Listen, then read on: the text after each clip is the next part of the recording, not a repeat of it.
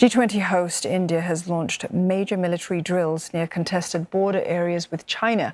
Now, the exercises will continue during the leaders' summit in New Delhi. The 11 days of drills, named Trishul or Trident, are part of an annual training exercise in the country's northern zones bordering China and Pakistan. Tens of thousands of soldiers are stationed along both sides of a de facto border known as the Line of Actual Control. While there appear to be signs of warming ties when Indian Prime Minister Narendra Modi met Chinese President Xi Jinping on the sidelines of the BRICS summit recently, just last month, the border dispute remains a source of tension between the two sides. And for more on the tensions surrounding the G20 summit, we're joined now by Steve Okun. He's senior advisor at McLarty Associates, and he joins us live right from here in Singapore. Good evening to you, Steve. It's good to see you. The G20 miss by Xi Jinping is unexplained, at least officially, but it's also the first time he's missing this summit. What signal is China sending to India and also to the attendee list, including the United States? And does it matter?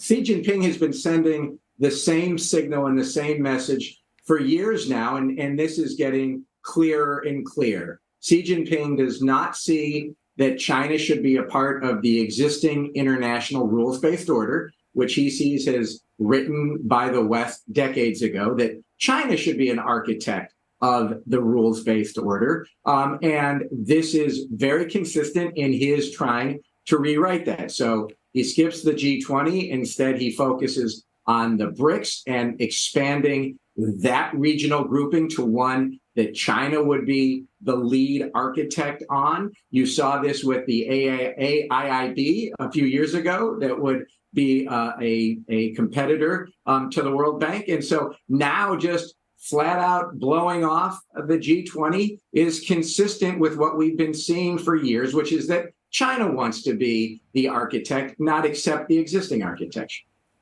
At the same time, Steve, Xi's absence at this summit is also going to eliminate that possibility of interaction with US President Joe Biden. There'd been speculation about that for a while. Joe Biden has said he's disappointed, but these two men, they may still have an opportunity to speak in November at that meeting in San Francisco, at the Asia-Pac Economic Cooperation meeting. How consequential is this missed opportunity for these two leaders to meet at this time specifically, though?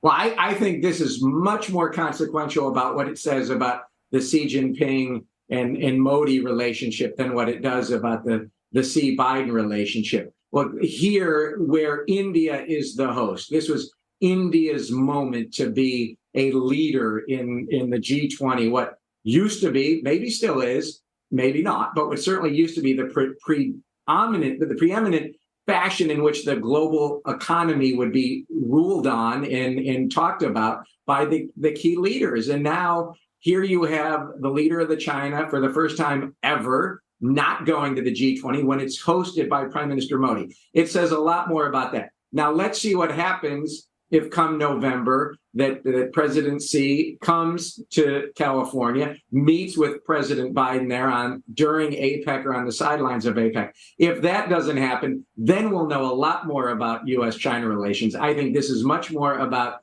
China and where it fits globally, as well as the worsening relations we see between China and India, and the better relations we see between between India and the United States, in Japan, in Australia, in other countries. Certainly, India has wanted to sort of solidify itself as the voice of the global South, as it were, and the G20 leadership at this time definitely perhaps supporting that as well. In any case, the groundwork for all of the work that's done there, the measures are generally agreed upon by member countries even before they get there. They wait for the final details, of course. But at last year's G20, hosted by Indonesia, the US president was in attendance there as well. They were able to reach consensus on quite a few issues, including language on Ukraine. Do you think that we can hold out hope for some similar outcomes this year, though?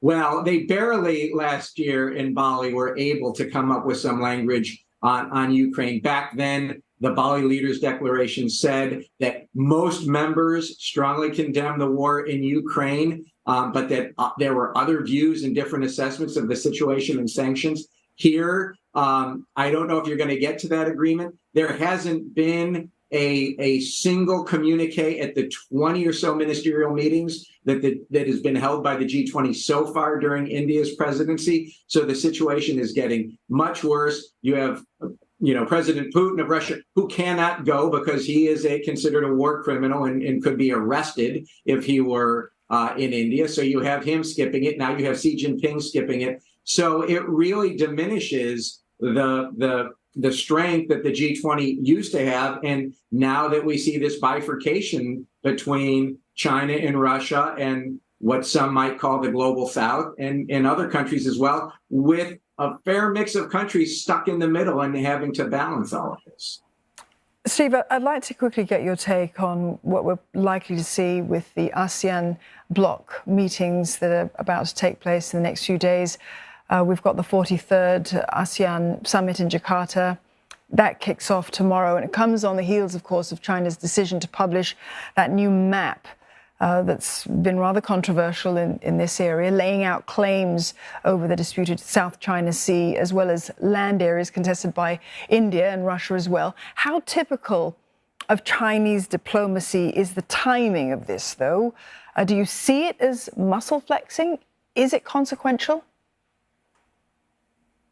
Well, the muscle flexing has been going on for 2 decades. I mean, remember, ASEAN first laid forth how it was going to handle the disputes in the South China Sea in 2002, when it issued the declaration on the conduct of the parties there. It hasn't worked in 2 decades. So I don't think China is really concerned that they're going to time something to this meeting coming up in ASEAN, because you've seen in the past few months a much more aggressive China using force, water cannons and the like against the Philippines, against Vietnam. It's now come out with this new map that goes beyond, we've gone from the 9-dash line to the 10-dash line, which takes it even east of Taiwan. Now China claims almost all of the South China Sea. So I wouldn't be worried about the timing to the ASEAN summit. I'd be worried and concerned about what's been happening for the past 2 decades and how it has been accelerating this past year. And what is it that ASEAN is going to finally do about it?